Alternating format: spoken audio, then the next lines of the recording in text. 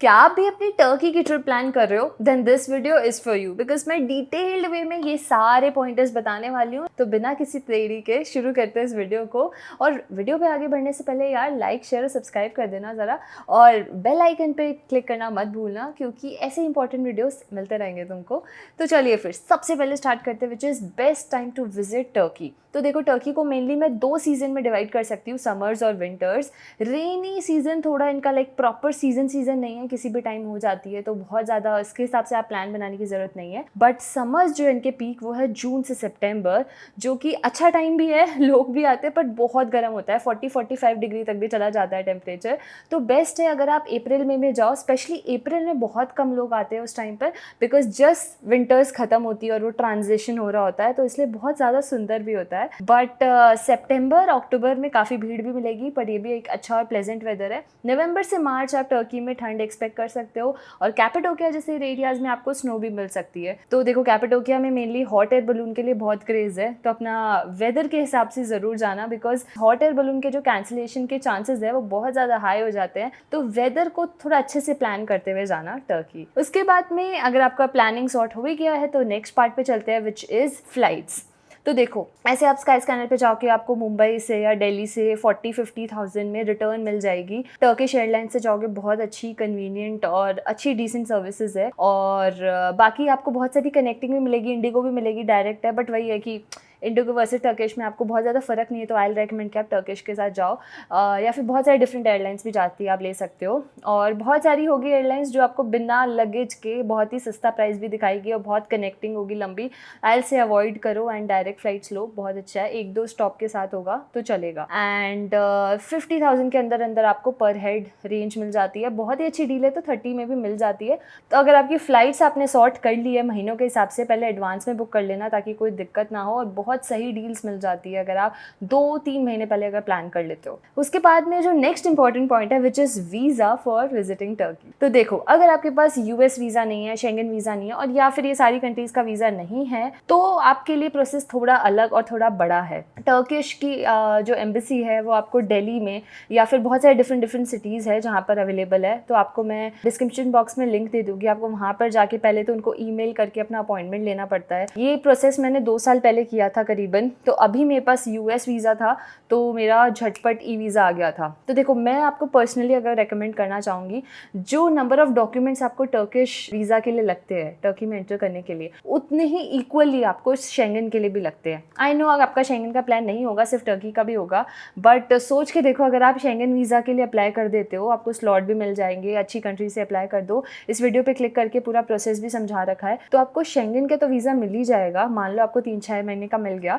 But इस visa के साथ आप ई वीज़ा अप्लाई कर सकते हो टर्की का, जिसका कॉस्ट सिर्फ 3500 है, और इंस्टेंटली आपको आ जाता है। तो आप कितना पैसा और टाइम सेव भी कर लेते हो कंपैरेटिवली। अब वो शेंगन वीज़ा से आप दूसरी कंट्री जाओ ना जाओ, दैट इज़ फाइन। बट मान लो अगर आपके पास यूएस वीज़ा है, तो सेम चीज़ है और बहुत ही स्मूथ हो जाता है। बट अगर आपके पास ये सारे वीज़ाज नहीं है, तो कोई बात नहीं, ये सेम प्रोसेस आपको टर्किश कॉन्सुलेट पे जाके अपने सारे डॉक्यूमेंट्स देने पड़ेंगे, और इतने कॉस्ट बहुत ज़्यादा एक्सपेंसिव है टर्किश वीज़ा की, तो आप उस हिसाब से प्लान करना अपना। और ये सारे डॉक्यूमेंट्स दोगे, 15 से 20 दिन में आपका रिजल्ट आएगा, और you will get your sticker Turkey visa. देखो, ई वीज़ा ऑप्शन है अगर ये कंट्री का वीज़ा है, और स्टिकर वीज़ा आपको लेना पड़ेगा अगर नहीं है। उसके अलावा कोई और ऑप्शन नहीं है। बहुत ज़्यादा मिसलीडिंग वेबसाइट्स मिल जाएंगी कि वीज़ा ऑन अराइवल है, ये है वो है, but please don't fall in trap. यही 2 ऑप्शन है इंडिया से जाने के, ठीक है। देखो, नेक्स्ट पार्ट पे चलते हैं, which is things to do in Turkey. But उससे पहले मैं बता दूं कि बहुत सारे लोगों का कन्फ्यूजन होता है कि क्या हम एक ट्रैवल एजेंसी के साथ करें प्लान की नहीं करें। तो देखो, बहुत सारी एक्टिविटीज़ है टर्की में जो मैं आपको बताऊंगी, और आई विल से कि अगर आप किसी एजेंसी के साथ कर लोगे या ऑनलाइन बुक कर लोगे तो बहुत कन्वीनियंट हो जाता है। जैसे मैंने अपना सारा ट्रिप प्लान किया था लाइकी ट्रैवल्स के साथ, उन्होंने बहुत अच्छे से क्यूरेट कर दिया था। स्पेशली हॉट एयर बलून में इतनी लूट मची हुई है भाई, कई लोग 10,000 से लेके 20,000 तक के चार्ज कर रहे हैं। सेम सर्विस, इसके कोई डिफरेंट नहीं होता है, बट आप ऑनलाइन जाओगे और कंफ्यूज हो जाओगे। सेम एटीवी राइड के लिए तो बहुत सारे डिफरेंट एक्सपीरियंसेस है, जो आई फील कि बहुत मिसलीडिंग है इंटरनेट से करना। तो अगर आप एक ट्रस्टेड वेबसाइट से करते हो तो बेनिफिट होते हैं, जैसे कि मैंने किया। तो देखो, अगर स्टार्ट करूँ मैं आपको इस्तांबुल से, तो इस्तांबुल से अगर आप सिटी टूर करते हैं तो आप एक पूरा इस्तांबुल कार्ड ले सकते हैं, जिसपे आप बहुत सारे डिफरेंट प्लेसेस की एंट्री चार्जेस फ्री हो जाते हैं और आप ट्रैवल भी कर सकते हैं। तो देखो, वहाँ का पूरा जो मेट्रो और ट्रैम सिस्टम है बहुत कन्वीनियंट है इस्तांबुल में। एयरपोर्ट से लेके आपको विद इन सिटी ट्रैवल करना है, ये सारा कुछ आप कर सकते हो पब्लिक ट्रांसपोर्ट यूज़ करके।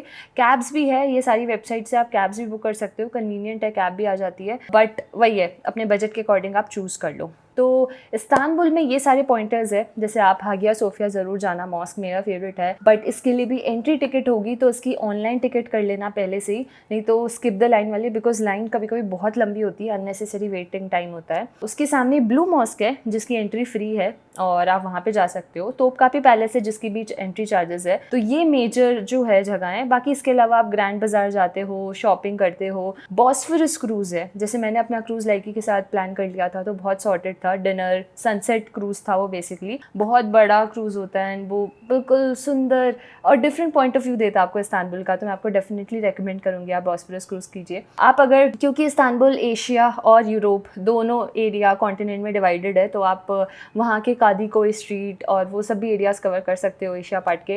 नहीं तो आप यूरोप पार्ट में आप गलाता टावर जा सकते हो, वहाँ के आसपास बहुत सुंदर है। अगर आपने ये इंस्टाग्रामेबल पिक्चर्स देखी हैं, वीडियोस देखे हैं, तो भाई गलाता टावर पे ये सारे शूट्स होते हैं। और आप गलाता ब्रिज जा सकते हो फॉर सनसेट, जो कि बहुत सुंदर है, बहुत सुंदर है। और वहाँ पे एक इस्तिकलाल स्ट्रीट है जहाँ पे ये रेड विंटेज ट्रैम राइड होती है, जो कि बहुत आइकॉनिक है और बेहद खूबसूरत है। तो आप इसको ऑफ टाइम पे जाओगे तो आप बहुत ही अच्छे से, एक छोटे से पैच के लिए चलती है, तो you can enjoy that ride. उसी के साथ अगर आप जाते हो काराकोई स्ट्रीट, जो कि बहुत सारे कैफ़ेज़ है, और स्पेशली ब्रेकफास्ट में आपको सेसमे वाली सीड्स की बहुत ही टेस्टी ब्रेड्स और वहाँ की लोकल टर्किश टी, कॉफ़ी, ये सब कुछ मिलेगा। ये आप ज़रूर ट्राई करना। तो ये सारे एरियाज़ है इस्तांबुल में जो आई विल रेकमेंड कि आपको ज़रूर जाने चाहिए। सेकेंड आते हैं मेजर सिटी, जो कि है कैपेडोकिया। देखो, वहाँ पे सबसे ज़्यादा लोगों का यही रहता है, हमें हॉट एयर बलून करना है। तो आई विल रेकमेंड कि आप इस्तांबुल से जब कैपेडोकिया जाएँ तो अपना 3 मॉर्निंग्स अपनी रखें कम से कम फॉर बफर। देखो, हॉट एयर बलून के लिए वेदर बहुत इंपॉर्टेंट है। वेदर में कुछ भी चेंजेस आते हैं तो वो कैंसिल हो जाता है स्ट्रेट अवे, प्राइजेस भी बढ़ जाते हैं और कैंसिलेशन का कुछ फिक्स नहीं होता, आप पहले पता ही नहीं कर सकते। कभी कभी लिटरली सुबह पता चलता है कि कैंसिल्ड है या होने वाला है कि नहीं होने वाला है, तो आप पहले से प्रिडिक्शन नहीं कर सकते हो। बट स्टिल बहुत सारी वेबसाइट्स है जहाँ पे जाके आप पता कर सकते हो कि वेदर कैसा रहने वाला है और प्रोबेबिलिटी पता चल जाती है। तो कैपेडोकिया में देखो मेनली अपना रेड और ग्रीन टूर है और ये सारे पॉइंटर्स है और ये सारी वैलीज है जो आपको दोनों टूर्स में घुमाए जाते हैं। बट मेरी फेवरेट है आप रेड वैली पे जाके सनसेट देखना। आप लव वैली भी जा सकते हो। उसके साथ साथ आई विल से कि आप अंडरग्राउंड सिटी देखना, क्योंकि कितना अमेजिंग है कि कितने सालों पहले एक अंडरग्राउंड सिटी बनी हुई थी लेयर्स में, 12-15 फ्लोर्स की, और अभी भी आपको उसके 2-3 फ्लोर्स पे एक्सेस मिल जाएगा। दरिन कुयू करके अंडरग्राउंड सिटी है, वहाँ ज़रूर जाना आप। एंड उसके साथ साथ एक्टिविटीज़ की बात की जाए तो आप कैपेडोकिया में जा सकते हो अपने हॉट एयर बलून के लिए, ATV राइड कर सकते हो। पॉटरी क्लासेस करना बहुत इंटरेस्टिंग होता है। वहाँ पे लोकल जो रेड सैंड है वहाँ की रिवर से कलेक्ट की जाती है, वो लोग आपको सिखाते हैं, वहाँ के लोकल्स। हमें बहुत मज़ा आया था। ये सारी चीज़ें हमने लाइकी से बुक कर ली थी, सॉर्टेड था। और इसके अलावा आप शाम को सनसेट पॉइंट आपको बहुत अच्छी अच्छी जगह मिल जाएंगे। जैसे मेरा फेवरेट ये आर्टेमिस कैफ़े था, वहाँ पे आप जा सकते हो, जो कि बहुत सुंदर था। उसके बाद आपको कैपेडोकिया में शॉपिंग स्ट्रीट्स बहुत मिल जाएंगी, फूड बहुत अच्छा है, और सबसे इंपॉर्टेंट है कि कैपेडोकिया में आप एक केव होटल में रुकना, ठीक है। उसके बाद में आप चलते हैं next, which is the south Turkey, जिसकी हम बात करें अगर अपना एंटालिया, काश, बोद्रम एंड फेथिये, ये सारा साउथ टर्की में आता है। And Antilia to be honest बहुत ज़्यादा बिजी है, बट वहाँ पे स्टिल आप एक दिन जाके ड्यूडन वाटरफॉल जा सकते हो और कोनियाल्टी बीच कवर कर सकते हो और वहाँ पे चिल कर सकते हो। मतलब बहुत वैसे सी मेरे को बहुत ज़्यादा इंटरेस्टिंग चीज़ें नहीं लगी। नहीं तो आप सनसेट देखने जा सकते हो, बहुत ही अच्छे अच्छे मरमिली करके बीच है, वहाँ पे जाके आप सनसेट देखना, बहुत सुंदर है, माउंटेन्स और वो है। बट 1-2 दिन मैक्स आई से एंटालिया, बहुत बिजी सी स्ट्रीट है। ओल्ड कलीसी टाउन जा सकते हो कवर करने, जहाँ पे आपको मार्केट्स मिलेंगे। बट मेन अगर आपको यूरोपियन और ग्रीक वाइब्स चाहिए, ग्रीस जैसी फीलिंग चाहिए बजट में, तो आप जा सकते हो काश करके, एक बहुत सुंदर छोटा सा टाउन है, उससे आगे 2 घंटे की ड्राइव है। एंड फिर आप काश से बोद्रम, फेथिये जा सकते हो। सबसे सुंदर एरिया जो वहाँ पर है फॉर पैराग्लाइडिंग इन टर्की, वो आपको फेथिये में मिलेगा, तो आप वो भी बुक कर सकते हो। पैराग्लाइडिंग का चार्ज ऑलमोस्ट कॉस्ट 18 से 25,000 के बीच होता है। बहुत सारी चीज़ें हैं, सनसेट ये वो, तो आप कौन से टाइम पे कर रहे हो, कौन सा सीज़न में कर रहे हो, तो ये रेंज रहती है बेसिकली। पर ये एक्टिविटीज़ ज़रूर करना। और काश में एक बहुत ही सुंदर आइलैंड टूर होता है, तो उस आइलैंड टूर में आपको बहुत इंटरेस्टिंग सी एक टाउन दिखाया जाता है जो बेसिकली पूरा पानी के नीचे आ चुका है, बट वैसे आइलैंड टूर्स कर सकते हो और आप चिल कर सकते हो, खाना पीना, बहुत इंटरेस्टिंग पार्टीज़ होती हैं वहाँ पर। तो ये पूरा साउथ तो आप चिल करके अपना 4-5 दिन दे सकते हो आराम से यहाँ पे। उसके बाद में मैं बोलूँगी कि पामुकले एक जगह है जो कि बहुत फेमस है, आपको ये जो ट्रैवर्टीन्स दिखने को मिलती हैं वहाँ पे, और बहुत ज़्यादा फेमस है वो जगह, यूनेस्को हेरिटेज साइट में भी है, बिकॉज मिनरल्स की वजह से वो जगह पे ये सारा फॉर्मेशन हुआ था। और यहाँ पे अभी भी कुछ पूल्स में थर्मल बाथ है, आप ले सकते हो, कुछ पूल्स खुले होते हैं, बाकी बहुत ज़्यादा क्राउडेड है।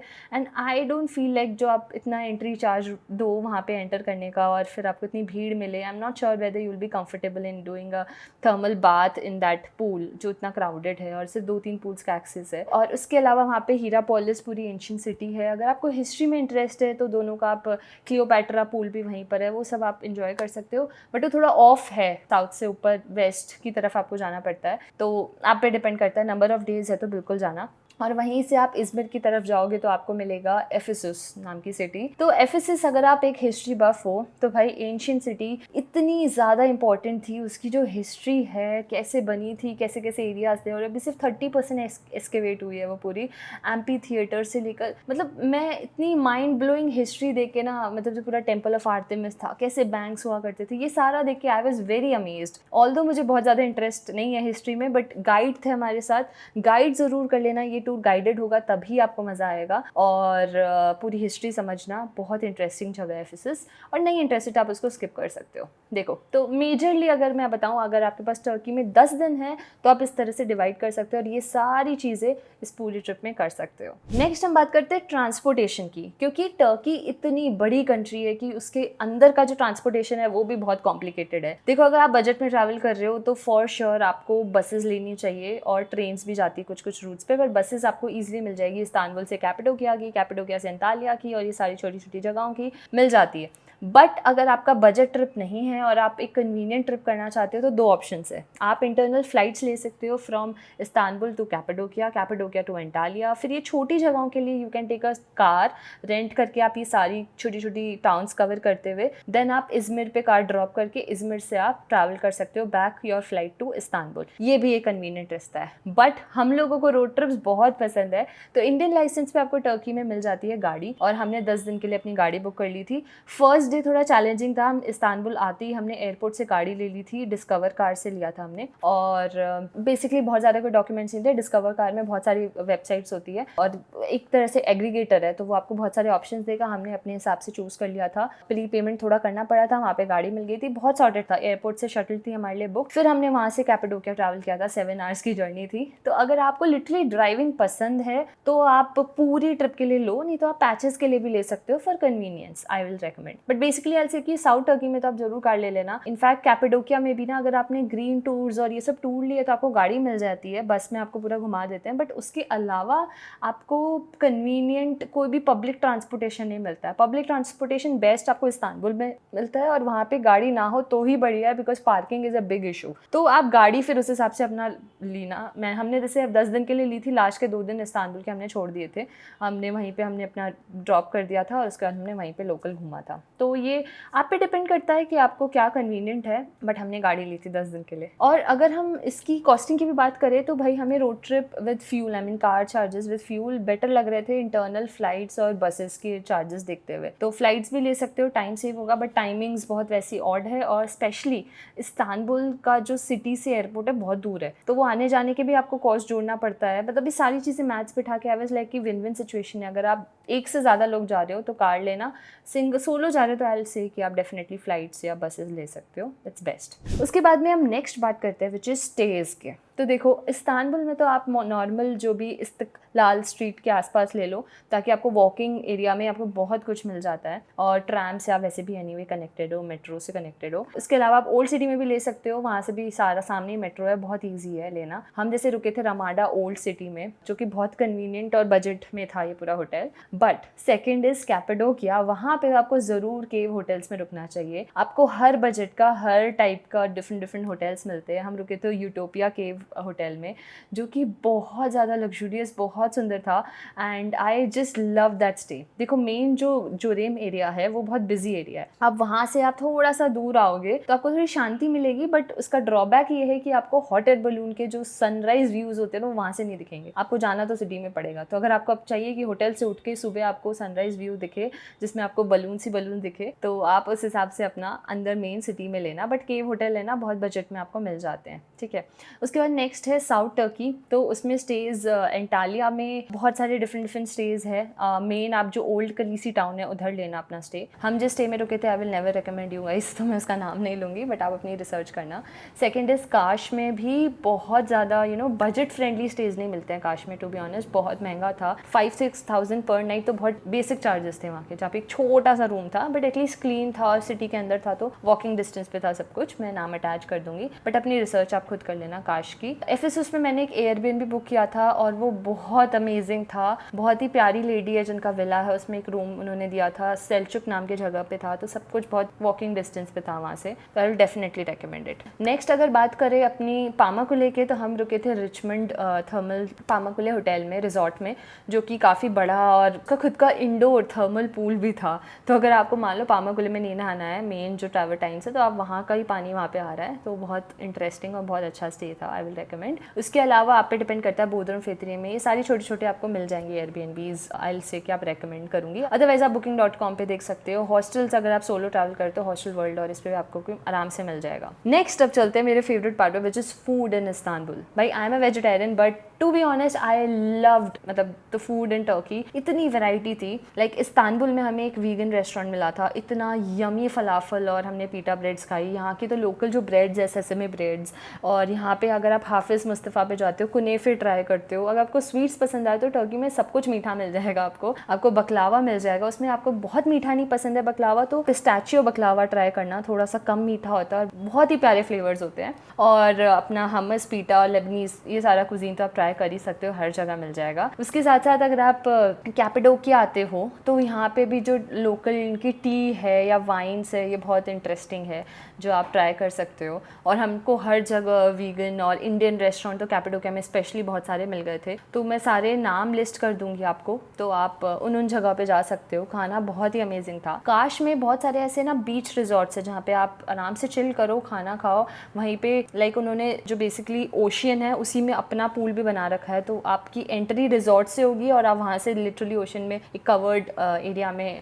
स्विम कर सकते हो। बहुत ही चिल और बहुत अच्छी अच्छी जगह हैं तो खाने की भी। और सबसे फेवरेट हमारा एंटालिया का एक वीगन रेस्टोरेंट था, उन्होंने हमें जुकीनी की स्पेगेटी पास्ता खिलाया था। ओ हो इतना टेस्टी, सुनने में नहीं अच्छा लग रहा होगा but it was very very very tasty. तो आई विल रेकमेंड कि आप यहाँ पक्का जाना, ठीक है। चलो तो ये सारी चीज़ें हो गई, तो अब मैं आपको वीडियो के important part which is itinerary, जैसे कि मैंने आपको प्लेसेस टू विजिट में वैसे बता ही दी है मोटा मोटी, बट मैं स्टिल बता देती हूँ। देखो अगर आपके पास मिनिमम 10 दिन है, आई विल रेकमेंड कि 10 दिन करो। अगर आपके पास 7 डेज़ है तो आप इस्तांबुल से स्टार्ट कर सकते हो, अपने 2 दिन मिनिमम आप दो इस्तांबुल को, then you can spend 2 to 3 days in Cappadocia and then आप 2 दिन एंटालिया को दे सकते हो। तो इस तरह से डिवाइड कर सकते हो। उसमें मैं ट्रैवल टाइम आपका नहीं जोड़ा है बट 1 दिन छोड़ दिया है। आपके पास अगर ज़्यादा दिन है तो प्लीज़ एंटालिया के साथ आप ऐड कर लो, एफएसएस जाना है हिस्ट्री के लिए, काश या बोदरम फेतरी ये सब ऐड कर लो। तो इस्तांबुल 2 दिन, कैपेडोकिया 3 दिन और बचे हुए 4 दिन या 5 दिन आप साउथ में दे सकते हो। पामाकुले जाना है तो वहाँ पे भी जा सकते हो। बट सबसे ज़्यादा टर्की ने जो अमेज़ किया था वो थी वहाँ की लैवेंडर और सनफ्लावर फील्ड्स। हमें नहीं पता था कि इतनी सुंदर फील्ड्स दिखेगी हमें रास्तों में।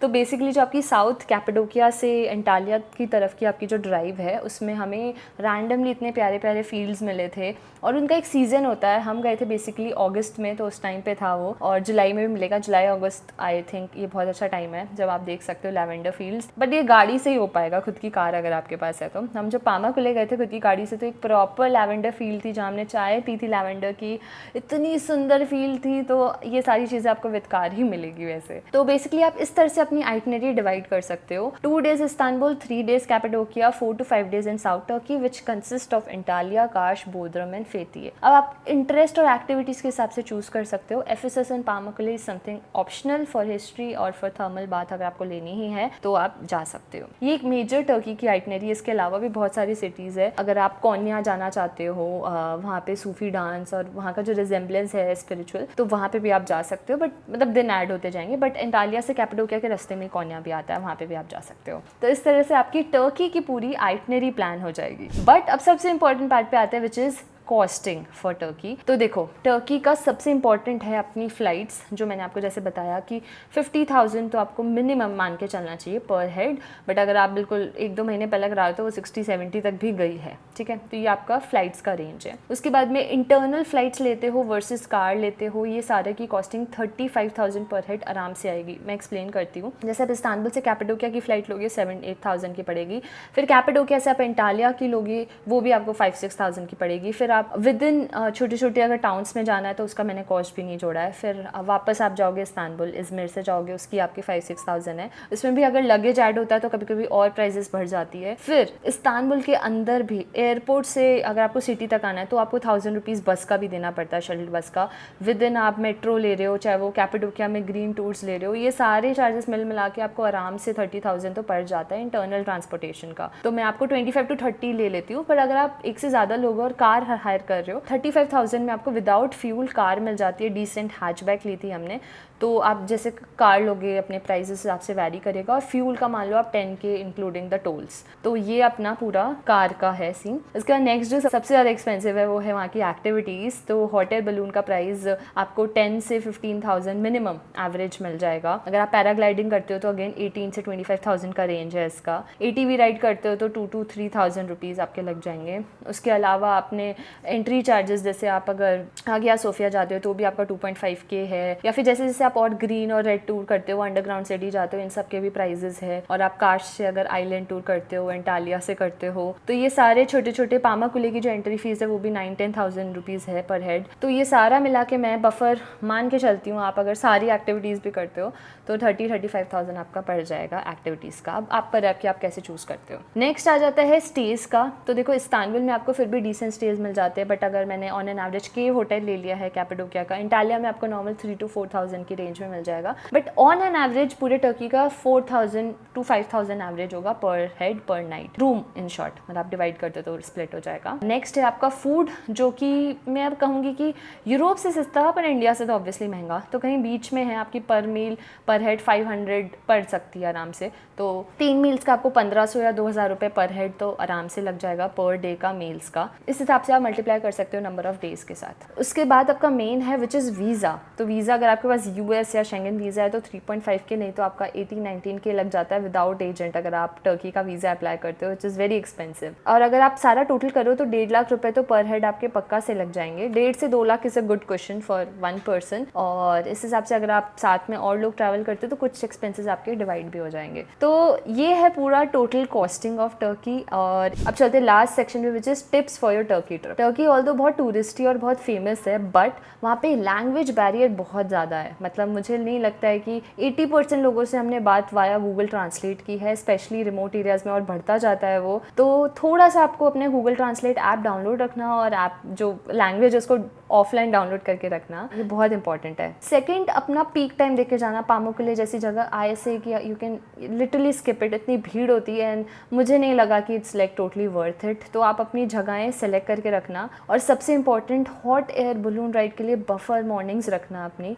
बिकॉज जैसे मान लो अपने फर्स्ट जो मॉर्निंग है उस दिन आपकी नहीं भी हुई, सेकेंड मॉर्निंग नहीं हुई, तो आप उस हिसाब से डिवाइड कर सकते हो अपने दिन और प्लान कर सकते हो। तो आई विल रेकमेंड कि इस्तांबुल की जगह ट्रिप अपनी कैपाडोकिया से स्टार्ट करो एंड देन वापस आप एंड इस्तांबुल पे कर सकते हो, so that you have a good question. मेरी मानो तो आई विल डेफिनेटली रेकमेंड कि road trip is beautiful in Turkey. कुछ बोरिंग रोड्स है टू बी ऑनेस्ट, जैसे हाईवेज़ है, बट वहाँ की स्पीड और रोड की कंडीशंस और सब कुछ बहुत अच्छी है। तो सब कुछ एडअप होकर आपकी एक बहुत ही इंटरेस्टिंग ट्रिप बन जाती है और कन्वीनियंट हो जाती है बहुत ज़्यादा। लास्ट है, अगर आपको शॉपिंग पसंद है भाई टर्की इज़ अ जन्नत। स्पेशली आपको एसेसरीज़ और मिनिमल ज्वेलरी बहुत पसंद है, काश इज़ द परफेक्ट प्लेस। मज़ा आ गया था। स्पाइसेस और फूड पसंद है तो इस्तांबुल बहुत पसंद आएगा आपको। तो इस तरह से आप पहले से ही सारी चीज़ें सॉर्ट रखना। और लास्ट एंड सबसे इम्पॉर्टेंट, हमाम एक्सपीरियंस। देखो इस्तांबुल में आके आप लेना हमाम बाथ, और मैं आपको बेसिकली जगह का लिंक दे दूँगी। वहाँ पे 200 ईयर्स ओल्ड टर्किश बाथ होती है, वो पूरा इतना ओल्ड हमाम है। तो वो बहुत आपको लोकल ट्रेडिशनल वाइब्स देगा। ये भी आराम से आपका 4-5 हज़ार रुपये पड़ जाता है पर पर्सन, तो आप पे डिपेंड करता है आपको साथ में मसाज लेनी है सिर्फ बात लेना है। बट बहुत इंटरेस्टिंग 3 स्टेप प्रोसेस होता है ये, तो आई डेफिनेटली रेकमेंड कि आप इन्जॉय करोगे तो प्लीज़ लेना इसको। और इसी के साथ आई थिंक मैंने पूरी प्रॉपरली आपको बता दिया है कि आप कैसे अपनी टर्की ट्रिप प्लान करो। I hope this was helpful, but हो सकता है मैं कुछ पॉइंट्स मिस कर गई हूँ, तो प्लीज़ मुझसे क्वेश्चंस कर लेना। I try to reply to all of you. And अपनी टर्की ट्रिप जल्दी से प्लान करो, बहुत सुंदर कंट्री है, और आप इसको क्लब भी कर सकते हो किसी और कंट्री के साथ। अगर आप एक आसपास की छोटी छोटी कंट्री जा रहे हो, जैसे आप अगर ग्रीस जाना चाहते हो तो आपका बहुत ही करीब है वहाँ से आइलैंड्स। तो इस तरह से अपनी टर्की ट्रिप प्लान करो। And thank you for watching the video, and please don't forget to like, share and subscribe and show your support, and that means a lot to me, and thank you so much. See you in the next video.